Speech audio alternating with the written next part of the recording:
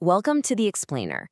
Today, we are digging into a really big decision for anyone in Virginia who's getting ready for a Social Security disability hearing. And that is, how are you actually going to show up before the judge? Now, I know it sounds like a small thing, but trust me, it can make all the difference. So let's just get right to it. Does it matter how you show up? Oh yeah, absolutely.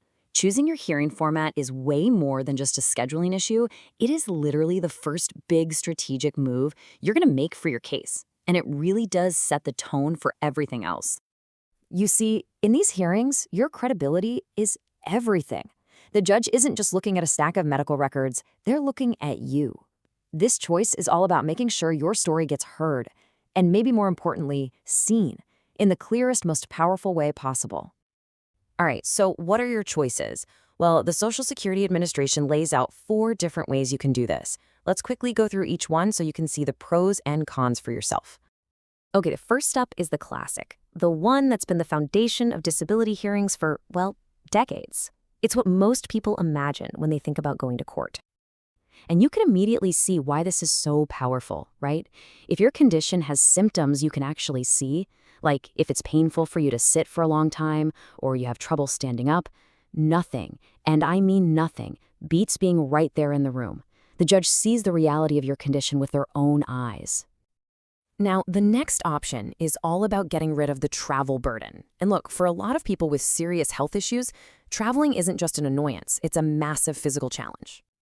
So, the phone hearing is super accessible. You don't need fancy tech, you just need a phone. It's great if you've got mobility problems or maybe live somewhere with terrible internet. But here's the trade-off, and it's a big one. The judge can't see you at all. All those crucial visual cues about your pain, your discomfort, they're just gone. So, what if you want that visual connection, but you're worried about your home internet flaking out on you? Well, think of this next one as a kind of hybrid. It mixes technology with a formal, controlled setting. This option basically solves the bad Wi-Fi problem. You go to an official Social Security office, they hook you up to their professional gear, and you get a rock-solid video connection to the judge. So you still get that important face-to-face connection, even if the judge is hundreds of miles away. And last but not least, we have the one that's really taken off in the last few years. This format gives you the most convenience, letting you join the hearing from just about anywhere. Okay, so the key thing here is that with all that amazing flexibility comes a little bit of homework. You have to officially agree to it in writing, and you are 100% in charge of your own technology. A glitchy connection or bad microphone can really hurt your testimony, so the pressure is on you to get it right. All right, let's get to the heart of it. How do you actually choose? Let's put these 4 options side by side and see how they really compare on the things that actually matter for your case. Take a look at this chart. You can see a real pattern emerge, can't you? The formats that give you the biggest credibility boost, like being there in person, are also the least convenient. And on the flip side, the easiest option, online video, comes with the biggest tech headache. And then there's the phone hearing, kind of off on its own. Super convenient, but it has the lowest impact on credibility. So now that you see the trade-offs, how in the world do you figure out which one is right for you? Let's talk about what you need to think about before you make this call. First, just a little bit of context. You can see that a huge majority of hearings in Virginia are happening remotely now.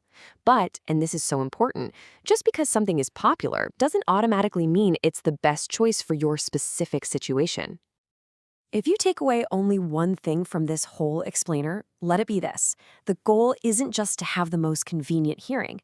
The goal is to present the most effective case so you can win the benefits you deserve. You've got to be really honest with yourself here. Talking through these questions with your attorney is how you make a smart, strategic decision. I mean, if your pain is obvious when you move, maybe video or in person is the way to go. If technology makes you break out in a cold sweat, maybe that's not your best bet. It's all about playing to your strengths. Okay, here's the good news. No matter which format you and your attorney land on, your success really boils down to just one thing: preparation. These 4 things, they're non-negotiable. It doesn't matter if you're in a fancy hearing room or sitting at your kitchen table. Practicing what you're going to say and doing a tech run-through beforehand takes so much stress off your shoulders and lets you focus on what really matters: your story. When you get right down to it, this is the difference. You can either be a proactive participant who's in control, or you can be a passive one where the hearing just kind of happens to you. All that prep work, it sends a really strong signal to the judge that you're taking this seriously and that you're a credible person. And you really don't have a lot of time to make your impression. That's it. This short window is your one shot to make your case, after months, maybe even years of waiting. Every single one of those minutes has to count. That's why being prepared is so incredibly vital. So that's the real question, isn't it? Your story is important, and it deserves a chance to be told clearly. Thinking about which stage is the best one for you to tell it on, well, that's the first big step toward building a much stronger and more convincing appeal.